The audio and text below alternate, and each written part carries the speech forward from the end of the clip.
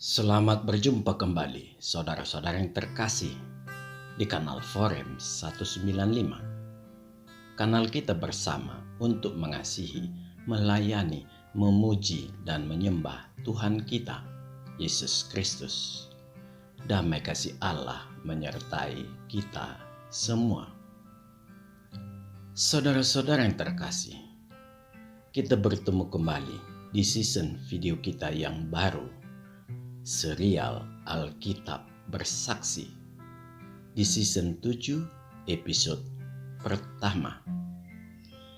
Ini adalah season yang baru dengan hal-hal yang baru yang mungkin cukup banyak akan membuat kita merasa segala hal yang kita bicarakan adalah hal yang luar biasa yang diungkapkan Alkitab. Memang perasaan tersebut akan muncul dikarenakan kita berbicara berdasarkan kebenaran yang sesungguhnya dari Alkitab. Mengenai Alkitab kita sendiri dapat saudara tonton di video-video kita di kanal Forum 195. Saudara-saudara yang dikasihi Tuhan, di episode 1 ini, kita sebagai manusia yang memiliki nalar, akal budi, serta mampu membaca, harus tegas berkata, Ishaklah yang dikorbankan, bukan Ismail. Kejadian 22 ayat 1-18 dengan jelas mengatakan itu, dan tidak diperlukan tafsir-tafsir yang aneh. Dan tidak perlu mengatakan, menurut orang Kristen, Ishaklah yang dikorbankan. Mengapa demikian? Sebab bila ada orang mengatakan seperti itu, hanya ada satu kepastian, yaitu munculnya kebohongan berikutnya. Kisah tentang pengorbanan Ishak yang dilakukan Abraham ini hanya tertulis di 3 kitab suci: Alkitab, Tanah Yahudi, dan Kitab Taurat Samaria. Jadi, sumbernya 3 kitab suci agama besar di dunia. Sehingga tidak perlu ada istilah menurut tafsir orang Kristen. Tetapi memang itulah yang tertulis di 3 sumber utama tersebut. Jadi, bukan diambil dari sumber yang bersumber lagi dari yang lain, tetapi dengan diikuti pelintiran. Kemudian dengan enteng mengatakan, sumber utama sudah dipalsukan karena tidak sesuai dengan kitab suci gue. Sebuah kesimpulan yang gila. Bila hal seperti ini terjadi pada umat jimat, sudah pasti halal darah orang yang mengatakan analogi seperti itu. Sekalipun memang itu yang tertulis di kitab sucinya. Saudara-saudara yang terkasih, di season ini kita tidak banyak belajar lagi, karena sebagaimana diminta Rasul Paulus, kita tidak selamanya makan bubur terus. Tetapi iman kita sudah harus mampu menjawab segala keliaran yang muncul di luar. Dan sebisa mungkin saudara semua dapat menjawab dengan baik. Jangan malah menimbulkan kebodohan yang baru, yaitu menjadi kehilangan iman. Sudah cukuplah kita belajar sebanyak 6 season. Mengapa kita perlu memunculkan video season 7? Ini semua disebabkan pengaruh agama jimat yang akan terus berusaha menghancurkan kekristenan dengan cara apapun, dan akan terus dilakukan sampai akhir zaman. Marilah, sebelum memulai renungan kita terlebih dahulu berdoa. Ya Tuhan, kami sudah memasuki season 7 serial video kami ya Allah. Izinkanlah kami bisa bersama-sama untuk semakin mengenali segala perbuatan Tuhan bagi kami. Sehingga dapat kami pakai untuk memperkuat dan mempertahankan keimanan kami selama kami masih hidup di dunia ini. Terima kasih ya Allah, di dalam nama Tuhan Yesus Kristus kami berdoa dan mengucap syukur. Amin. Saudara-saudara yang dikasihi Tuhan, harus saudara-saudara pahami bahwa antikristus yang berbilangan manusia 666 itu sudah mulai muncul. Janganlah saudara semua memiliki pemikiran bahwa iblis itu hanya muncul pada satu tempat semata. Ingatlah, dia juga diciptakan Allah sebagai makhluk roh, dan dia juga memiliki anak-anak rohaninya yang terus menciptakan iblis-iblis kecil yang mandiri, yang artinya sudah bisa dilepaskan iblis untuk menghancurkan kekristenan dan umat manusia. Dan iblis-iblis kecil ini sudah banyak keberadaannya di dunia. Salah satunya agama jimat. Mengapa agama jimat ingin menghancurkan kekristenan? Kenapa bukan berperang melawan Allah? Tokoh di balik tabir di agama jimat ini tidak lain adalah iblis sendiri. Dan dia mengenal Allah karena pernah menjadi warga negara sorga, dan dia tahu dia tidak akan pernah menang melawan Allah. Dan dia tahu juga bahwa dia sudah tidak mungkin lagi memperoleh pengampunan.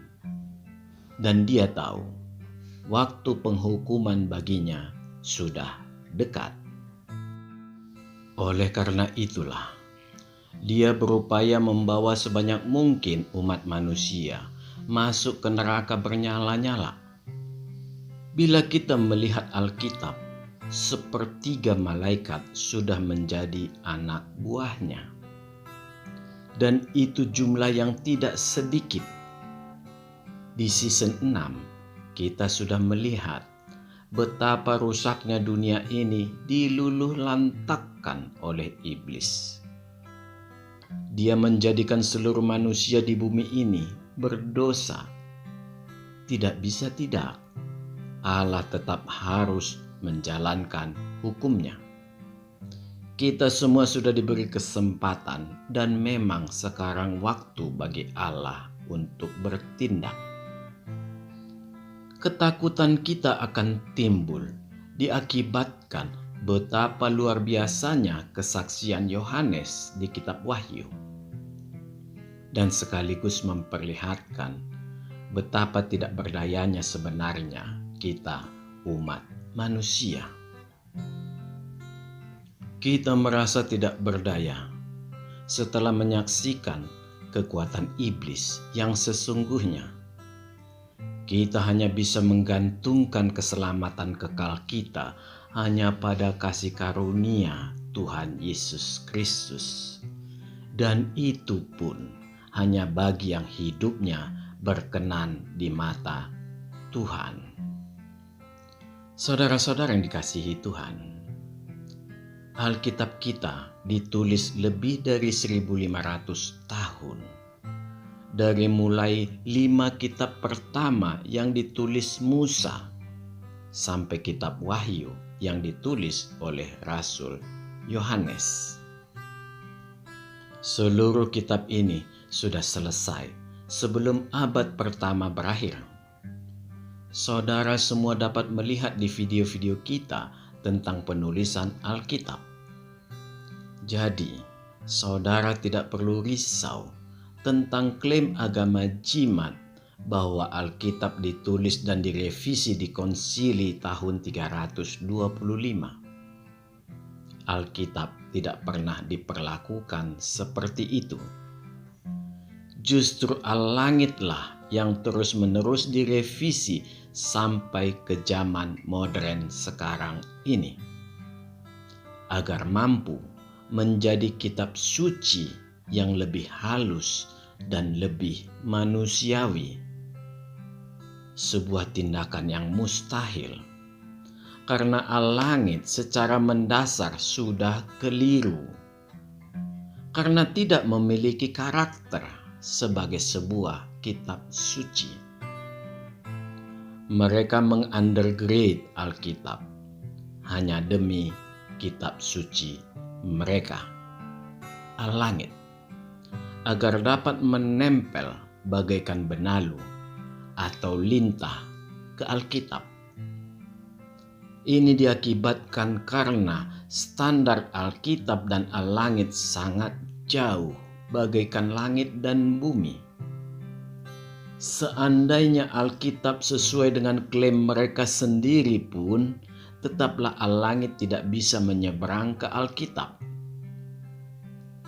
Karena kesalahan-kesalahan di al-langit sudah terlalu fatal dan mendasar.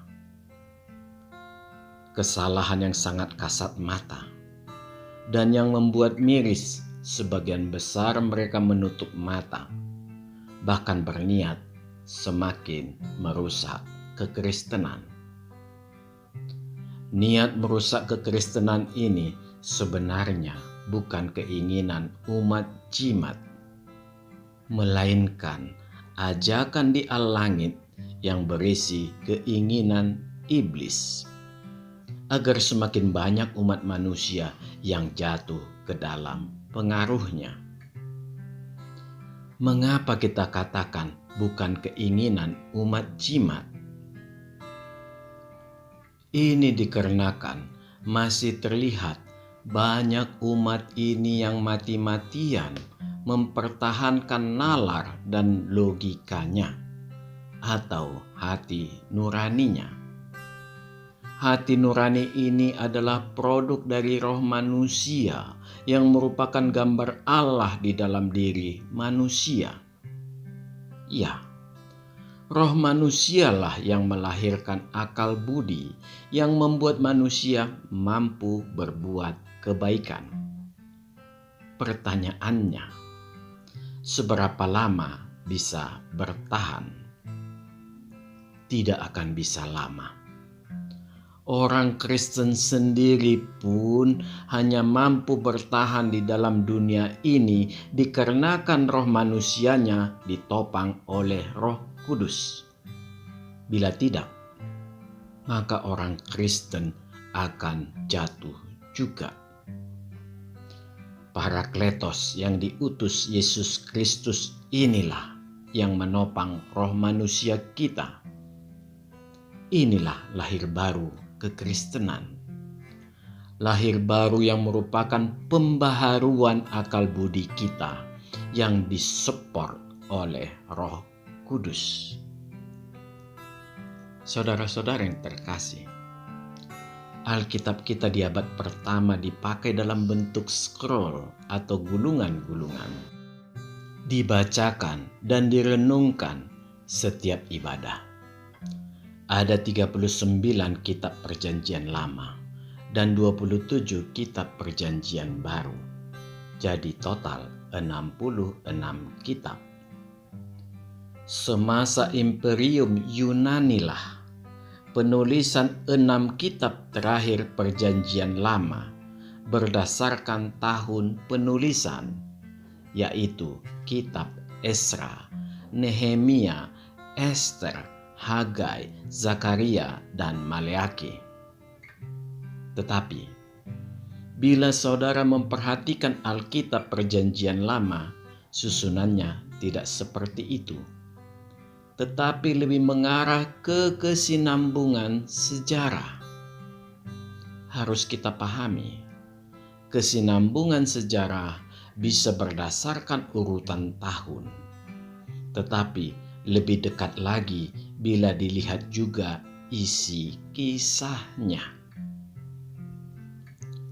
Proses inilah yang dikenal sebagai kanonisasi atau standarisasi Alkitab yang dilakukan di Konsili Nikea pada tahun 325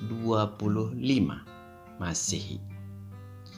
Jadi, memanglah kitab-kitab lain yang diklaim bagian dari Alkitab tidak pernah dibuang dari Alkitab, tetapi memang tidak pernah dimasukkan, apalagi dipakai. Ke-66 kitab itulah yang digunakan sejak abad pertama. Banyak juga gulungan kitab yang lain tersebut yang baik dan bagus, serta sering dibaca di ibadah-ibadah abad pertama, seperti Kisah Perjalanan Para Rasul. Tetapi dikarenakan tidak ada pesan rasuli di dalamnya, maka tidak pernah masuk sebagai bagian kitab suci. Sekalipun demikian, tetap disimpan sebagai peninggalan sejarah. Ada juga oknum Bapak Gereja mula-mula yang ingin memasukkan pahamnya sebagai bagian Alkitab. Sayang, bila di cross-check ke dalam Alkitab, otomatis Alkitab merejectnya atau menolaknya. Sekali lagi, bukan ditolak manusia, tetapi ditolak Alkitab. Salah satu tokoh Bapak Gereja mula-mula yang sangat terkenal memaksakan pahamnya adalah Arius. Puji Tuhan, Alkitab sudah final and close sejak abad pertama. Semasa para murid dan rasul Tuhan masih hidup. Sebagaimana iblis, maka ajaran Arius sekarang ini mengembara ke seluruh dunia. Salah satu penganut utamanya adalah agama Jimat yang menolak ketuhanan Yesus Kristus. Jadi, bagi saudara-saudara terkasih, bila umat Jimat berkoar-koar tentang konsili tahun 325, cukuplah tersenyum kepada mereka. Minimal mengurangi matanya yang selalu melotot. Saudara-saudara yang terkasih, kitab Kejadian berisi 50 pasal. Pasal 1 sampai 11 berisi tentang penciptaan sampai ke Abraham. Kisah ini sangat jelas. Tidak perlu ada interpretasi lain. Dengan kata lain, tidak diperlukan tafsir yang aneh-aneh. Kehidupan manusia di zaman ini selalu diiringi dengan berkat dan kutuk. Di sini Allah memperlihatkan juga mengapa Allah memilih Abraham dan keturunannya yang memperoleh janji Allah. Pasal 12-50 berisi tentang kehidupan Abraham serta keturunannya sampai Yakub, dengan perikop terakhir adalah kematian Yusuf. Bagian ini sangat panjang karena meliputi kisah Abraham, Ishak, Yakub, dan ke-12 anak Yakub. Sekalipun panjang, tetapi nama-nama sebagai pewaris janji kekal Allah jelas hanya ditujukan ke Abraham dan keturunannya. Ismail sebagai anak Abraham juga mendapat janji Allah kepada Abraham, tetapi bukan berupa janji kekal, melainkan janji terbatas. Dan itu sudah digenapi, yaitu tentang Ismail akan menurunkan 12 raja di Kejadian 17 ayat 20. Tetapi mengenai pewaris janji kekal, tetaplah harus keturunan Abraham melalui Sarah, yaitu Ishak. Ini diperlihatkan dengan sangat jelas di ayat 21. Marilah kita membaca kedua ayat ini. Kejadian 17 ayat 20 sampai 21. Tentang Ismail, aku telah mendengarkan permintaanmu. Ia akan kuberkati, kubuat beranak cucu dan sangat banyak. Ia akan memperanakkan 12 raja, dan aku akan membuatnya menjadi bangsa yang besar. Kita meneruskan membaca ke ayat 21 yang akan kita baca secara perlahan. Tetapi perjanjianku akan kuadakan dengan Ishak yang akan dilahirkan Sara bagimu tahun yang akan datang pada waktu seperti ini juga. Dari kedua ayat ini terlihat sangat jelas Alkitab dengan telak akan mempermalukan setiap orang yang hendak mempermainkan Allah. Jadi sangat jelas juga Allah menolak, sekali lagi harus saya katakan, Allah menolak Ismail sebagai penerus Abraham. Ini dapat juga saudara lihat di Kejadian 16 ayat 1 sampai 16 dan Kejadian 17 ayat 15 sampai 19. Peneguhan janji tentang Ishaklah sebagai penerus Abraham diulangi Allah kembali ketika Abraham berumur 99 tahun di Kejadian 17 ayat 1. Sebagai tanda perjanjian. Maka disinilah berawal ritus sunat. Di samping itu, nama Abram diganti menjadi Abraham, yang artinya bapa banyak bangsa, serta Sarai yang berarti suka berdebat diganti menjadi Sarah, yang berarti putri raja, karena dia akan menurunkan raja-raja di Israel. Ishak yang artinya tertawa lahir ketika Abraham berumur 100 tahun dan Sarah 90 tahun. Ishak disunat pada umur 8 hari. Dan inilah ketetapan sunat bagi bangsa-bangsa Israel sampai saat ini. Dari semua keterangan di atas sangat tampak, segalanya sangat jelas kisah dan para tokohnya. Sekali lagi kita katakan, tidak diperlukan segala tafsir yang aneh-aneh. Alkitab juga dengan jelas memperlihatkan bahwa yang dikorbankan adalah Ishak, bukan Ismail. Ini sangat jelas kita lihat di Kejadian 22 ayat 1 sampai 18. Yang saya sarankan harus saudara baca sendiri agar tidak menimbulkan keraguan saudara.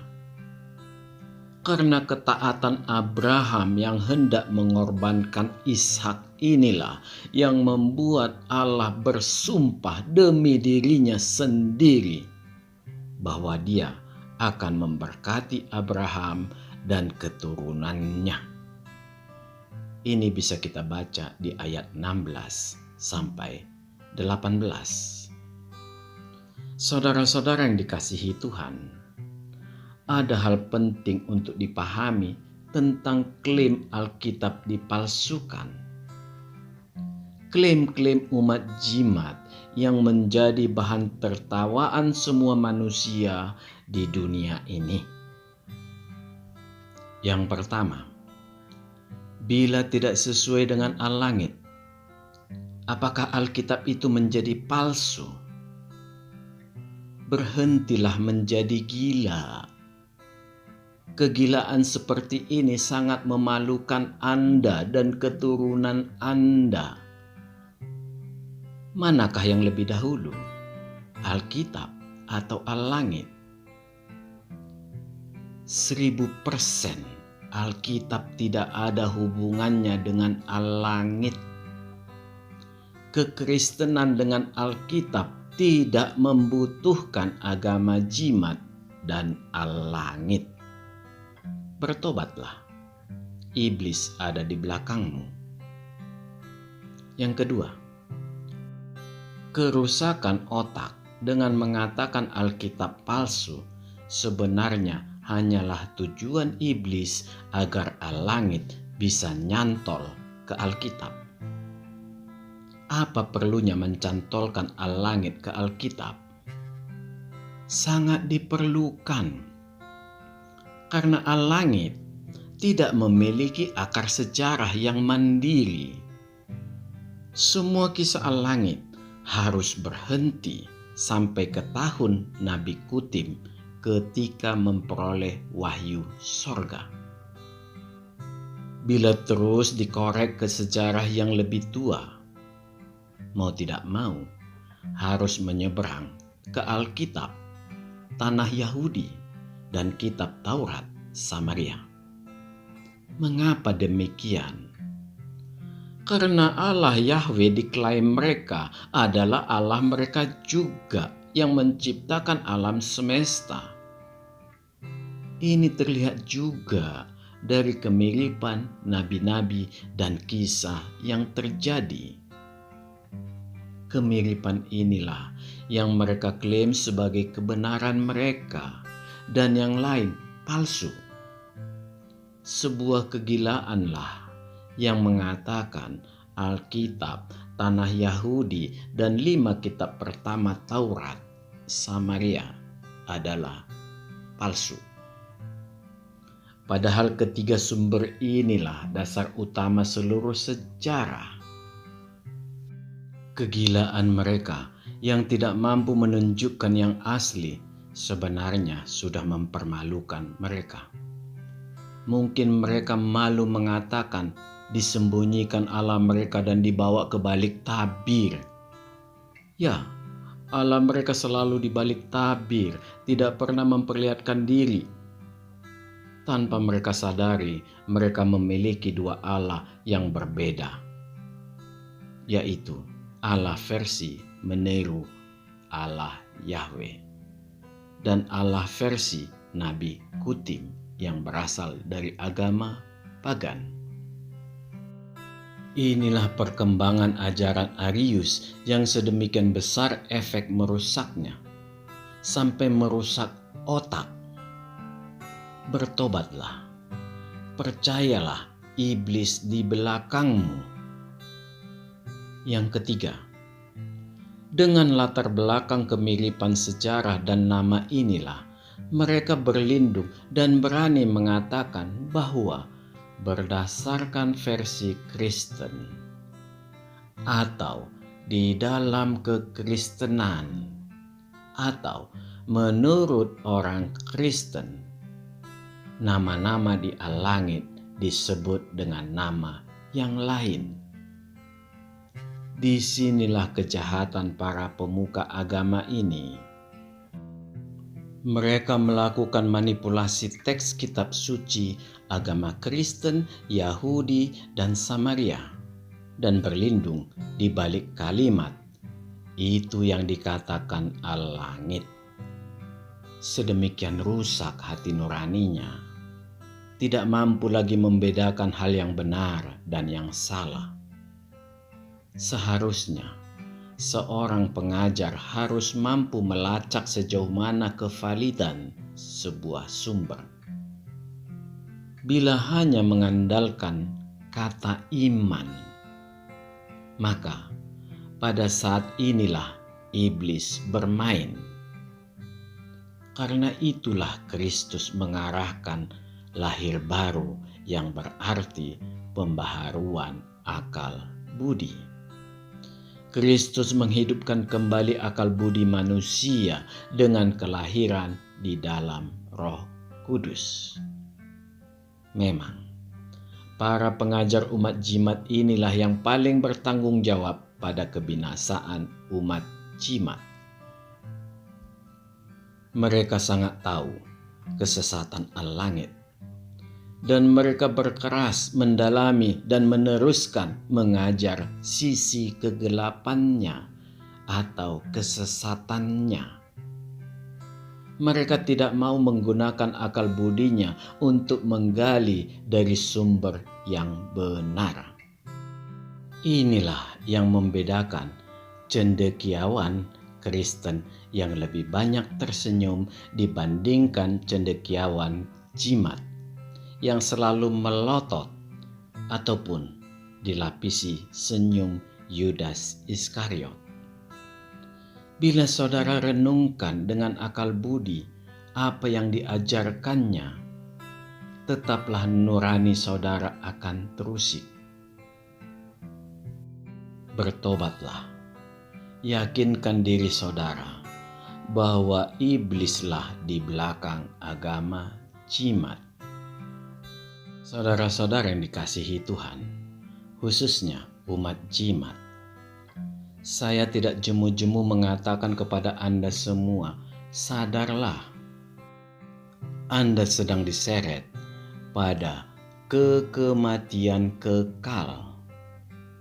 Sudah begitu banyak kesesatan yang dapat Anda saksikan sendiri di al-langit dan dari kelakuan Nabi Kutim. Belumkah itu mampu membuka mata Anda? Tidak ada cara yang lebih baik dari benar-benar menyelidiki kitab suci al-langit dan Nabi Anda, Kutim. Zaman sudah terbuka. Segeralah cari tahu melalui internet atau dari terjemahan. Bandingkan dengan Alkitab, karena sumber utama al-langit adalah Alkitab. Beranikan bertanya ke penceramah Anda tentang apa yang dikatakannya mengenai kekristenan. Bila dia mengatakan penyebutan di versi Kristen, percayalah, dia sudah mulai menipu. Saudara dapat melihat contoh di video ini, hanya satu perikop Alkitab dari Kejadian 22 ayat 1 sampai 18 memperlihatkan betapa sesatnya al-langit. Jadi, bukan masalah penyebutan nama yang penting, tetapi penceramah Anda sedang memperkelirukan sejarah orang-orang yang dipakainya dari Alkitab itu. Sekalipun dia mengatakan berdasarkan al-langit. Sejarah yang dikatakannya hanyalah kebohongan, karena bukan itu yang dikatakan Alkitab. Mengapa harus merujuk ke Alkitab? Ini disebabkan al-langit tidak memiliki sumber lain yang lebih tua dari Nabi Kutim. Melulu mengandalkan Alkitab, tanah Yahudi, dan Taurat Samaria.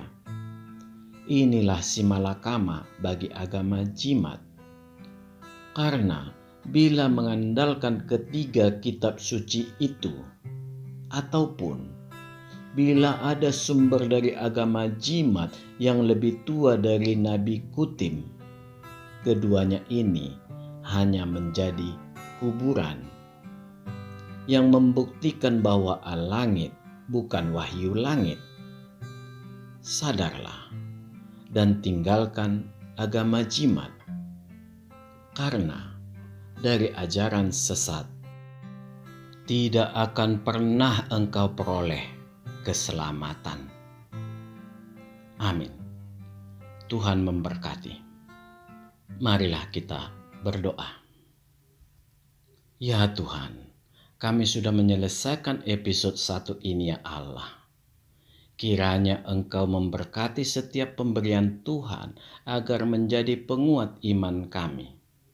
Lebih daripada itu, ya Tuhan, Limpahkanlah kasih anugerah-Mu bagi umat-umat yang belum mau mengenal Engkau.